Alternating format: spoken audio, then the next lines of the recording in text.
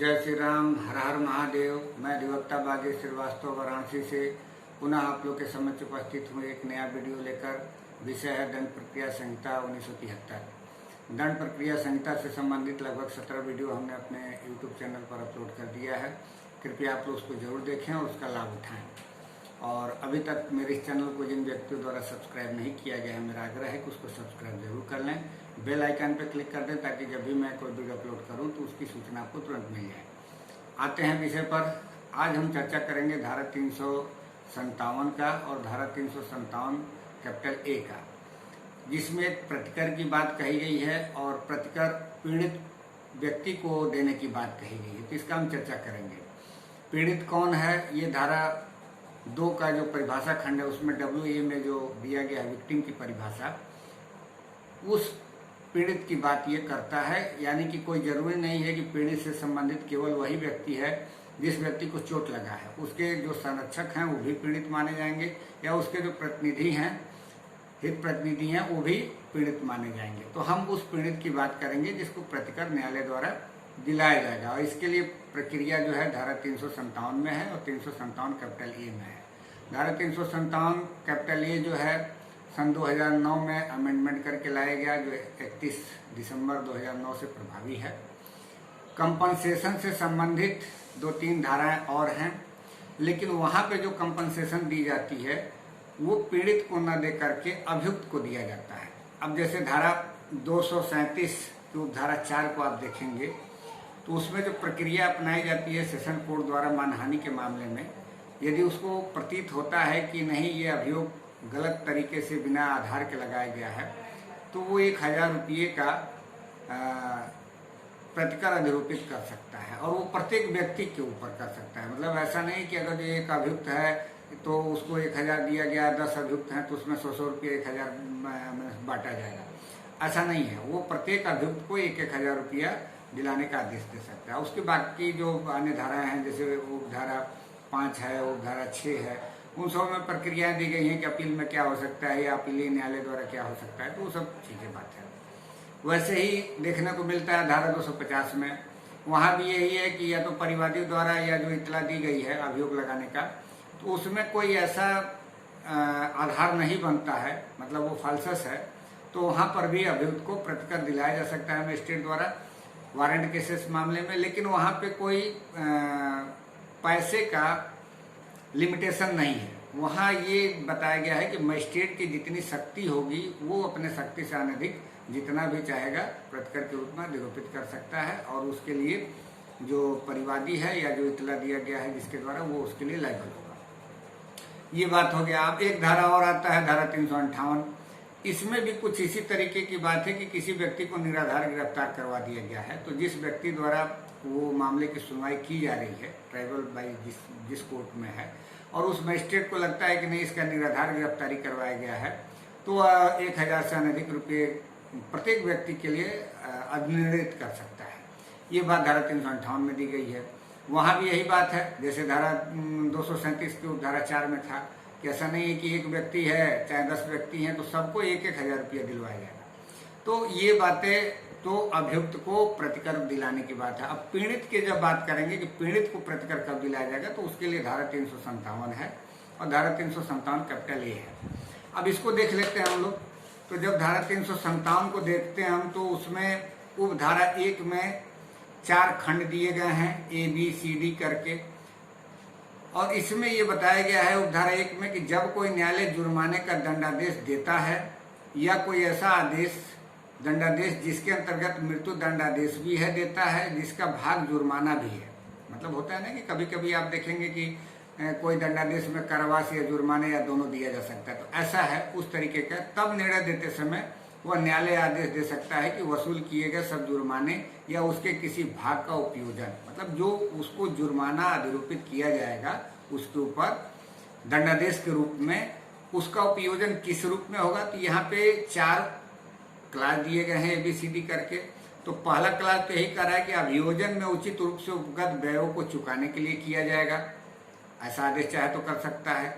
और दूसरा ये कह सकता है कि कोई प्रतिकर यदि क्षति के कारण किसी सिविल न्यायालय में यदि पाने का हकदार हो सकता था वो व्यक्ति जो पीड़ित है, तो उस तरीके का भी जो सिविल न्यायालय में वसूल किया जा सकता है, इस तरीके का भी यदि कोई होगा प्रतिकर पाने का हकदार व्यक्ति, तो वह प्रतिकर उसमें समायोजित कर दिया जाएगा प्रतिकर के रूप में, जो जुर्माना उसके ऊपर अधिरोपित है।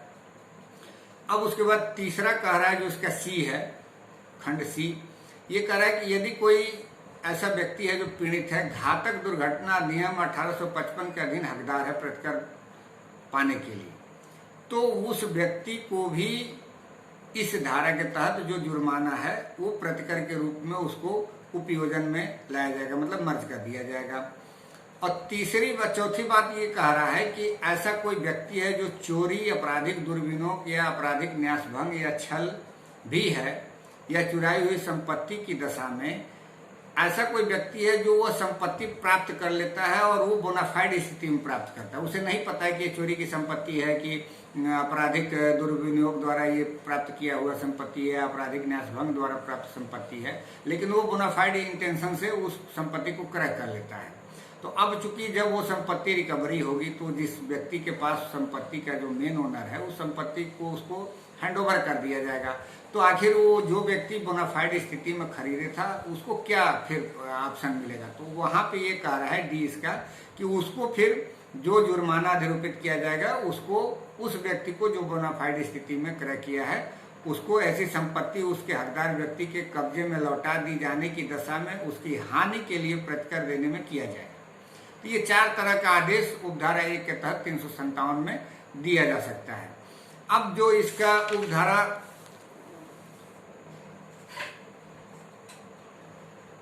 3 कह रहा है कि जब न्यायालय ऐसा दंडादेश अधिरोपित करता है जिसका भाग जुर्माना नहीं है, पहले हम लोग क्या पढ़े थे उपधारा 1 में कि जिसका जुर्माना एक दंडादेश के रूप में दिया जा रहा है, लेकिन कहीं ऐसा है कि जुर्माना दंडादेश में है ही नहीं, केवल अपराध के लिए कारावास है या जो भी है, तब उसके लिए कह रहा है कि उस व्यक्ति को क्या होगा? तो ये कह रहा है कि जिस व्यक्ति को कोई हानि या क्षति उठानी पड़ी है उसे वह प्रतिकर के रूप में इतनी रकम दे जितनी आदेश में निर्दिष्ट किया है। यहाँ कोई रकम मेंशन नहीं किया गया है।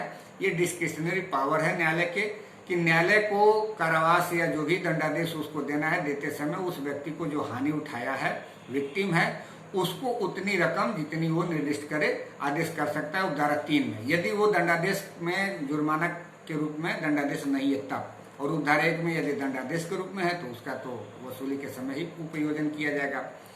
अब एक बात और कर रहा है कि शक्ति का प्रयोग जो है उपधारा 4 में, धारा 357 को उपधारा 4 में ये कह रहा है कि इस धारा के अधीन आदेश अपील न्यायालय द्वारा या उच्च न्यायालय या सेशन न्यायालय द्वारा भी किया जा सकेगा जब वो अपने पुनरीक्षण की शक्तियों का प्रयोग कर रहा है। यानी कि कोई अपीलेट कोर्ट है उसके द्वारा भी किया जा सकता है, या कोई पुनरीक्षण न्यायालय है जिसमें पुनरीक्षण किया जा रहा है, तो धारा 357 का प्रयोग वहां भी उस न्यायालय द्वारा किया जा सकता है। यही बात उपधारा 4 में कही गई है।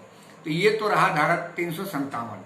अब हम लोग देख लेते हैं धारा 357 कैपिटल ए, जो कि 2009 में इसको अमेंडमेंट करके लाया गया और 31/12/2009 से प्रभावी है। इसमें कहा गया है कि पीड़ित प्रतिकर योजना, विक्टिम कंपनसेशन स्कीम, तो ये स्कीम से तात्पर्य ये है कि ये पहले तो था नहीं, लेकिन कभी ये समझ में आया विधायिका को कि विक्टिम के ऊपर जब जैसे एसिड अटैक वगैरह होने लगे या किसी इस प्रकार की निशक्तता की स्थिति आ गई, यानी कि उसको रिहेबिलिटेशन की जरूरत पड़े, तो क्या इतने प्रतिकर से संभव है? तो वो संभव नहीं था। तो उसके लिए एक अलग से धारा अमेंडमेंट करके लाया गया कि न्यायालय इस बात के लिए स्वतंत्र होगा कि एक जो है केंद्रीय सरकार के समन्वय से राज्य सरकार पीड़ित या उसके आश्रितों को जिनको अपराध के परिणाम स्वरूप हानि या क्षति पहुंची है तथा जिन्हें पुनर्वास की आवश्यकता है को प्रतिकर प्रदान करने के प्रयोजन के लिए योजना तैयार करेगी। ये प्रत्येक राज्य सरकार के ऊपर लायबिलिटी है जो केंद्रीय सरकार के समन्वय से ये करेगी, और वो 2 नाम से जाना जाएगा। एक राज्य विधिक सेवा प्राधिकरण के नाम से जाना जाएगा और जिला विधिक सेवा प्राधिकरण के नाम से जाना जाएगा।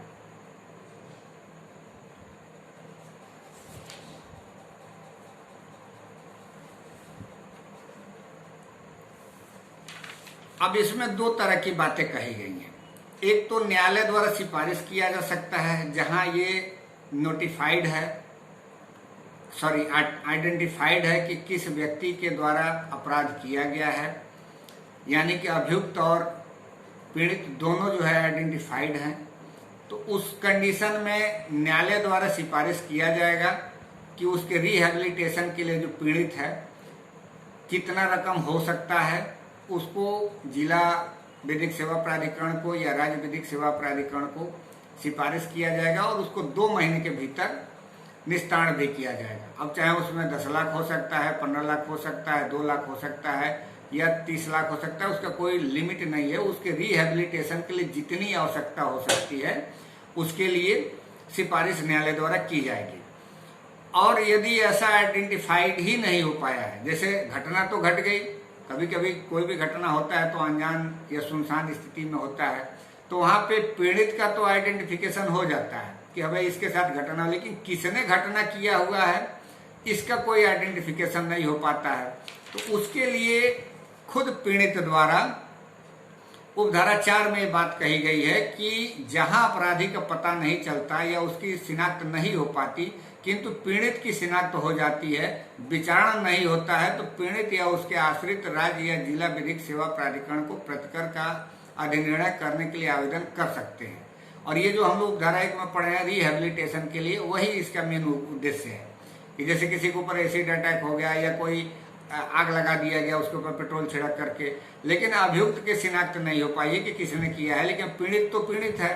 अब उसके उपचार में या उसके शरीर में जो भी विकृतियां आई हैं उसको रिहैबिलिटेशन करने के लिए, पुनर्वास के लिए जितनी पैसे की आवश्यकता है वो एक आवेदन के रूप में या तो राज्य विधिक सेवा प्राधिकरण को या जिला विधिक सेवा प्राधिकरण को आवेदन किया जा सकता है। तो ये उपधारा 4 में जो बातें कही गई हैं ये उस स्थिति में, जिस स्थिति में अभियुक्त का शिनाख्त नहीं हो पाता है कि किस व्यक्ति ने पीड़ित के साथ ये अपराध किया है, और जहां शिनाख्त की स्थिति है वहां पे खुद न्यायालय द्वारा इस बात की सिफारिश की जाएगी कि उसको रिहैबिलिटेशन के लिए कितना दिया जाए। तो उसमें जो प्रक्रिया है वो उपधारा 5 में दी गई है। उपधारा 5 में कहा गया कि ऐसी सिफारिश के प्राप्त होने पर या उपधारा 4 के अधीन आवेदन पर राज्य या जिला विधिक सेवा प्राधिकरण सम्यक जांच के पश्चात 2 माह के अंदर जांच पूरी कर पर्याप्त प्रतिकर अधिनिर्णित करेगा। ये जो अधिनिर्णित करने वाला जो ऑप्शन है वो जिला विधिक सेवा प्राधिकरण के हाथ में है या राज्य विधिक सेवा प्राधिकरण के हाथ में, ये न्यायालय के हाथ में नहीं है। न्यायालय या तो सिफारिश कर सकता है कि इसको दिया जाए, और जो पीड़ित होगा उपधारा 4 में यदि अभियुक्त का शिनाख्त नहीं हो पाया है तो आवेदन कर सकता है कि कृपया हमको रिहैबिलिटेशन के लिए प्रतिकर अधिनिर्णित किया जाए। अब ये विवेक राज्य विधिक सेवा प्राधिकरण को या जिला विधिक सेवा प्राधिकरण को, जिसके भी यहाँ आवेदन किया जाता है, उसके ऊपर डिपेंड करता है कि उसके विवेकीय स्थिति में कि कितना उसको अधिनिर्णित किया जाए। बाकायदे इसका एक फंड होता है, उस फंड से ये पैसा उनको रिलीज की जाती है। अब उपधारा 6 इसका क्या कह रहा है, यथास्थिति राज्य या जिला विधिक सेवा प्राधिकरण पीड़ित सेवा प्राधिकरण पीड़ित की यातना को कम करने के लिए तुरंत प्राथमिक चिकित्सा सुविधा या चिकित्सीय लाभ के लिए आदेश कर सकता है, जो कि थाने के भारसाधक अधिकारी से अनिम्न श्रेणी के पुलिस अधिकारी या संबंधित क्षेत्र के मजिस्ट्रेट के प्रमाण पत्र पर मुफ्त उपलब्ध कराई जाएगी या कोई अंतरिम अंतोष जो समुचित प्राधिकरण उचित समझता है करेगा। तो इतनी चीजें जो है एक विक्टिम को प्रोवाइड धारा 357 कैपिटल ए में किया जाता है, और इसका लाभ भी वर्तमान परिदृश्य में लोग उठा रहे हैं। तो हम लोगों ने देखा धारा 357 को और धारा 357 कैपिटल ए को।